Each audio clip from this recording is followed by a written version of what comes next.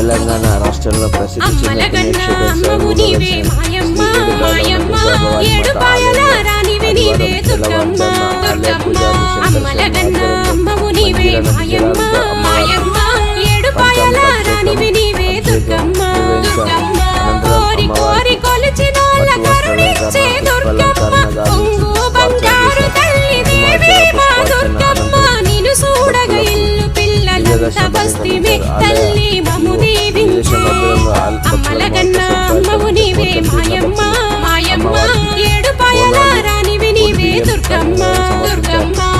ఆదివారం జరిగిన కాలంతో ప్రైవేట్ వాహనాలతో వందలాది మంది భక్తులు వచ్చి అమ్మవారిని దర్శించుకున్నారు.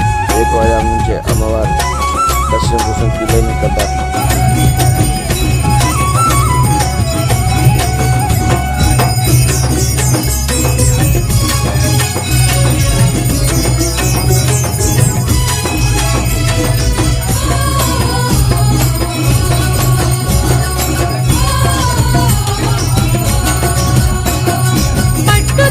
పచ్చరవిక ఉయ్యాలో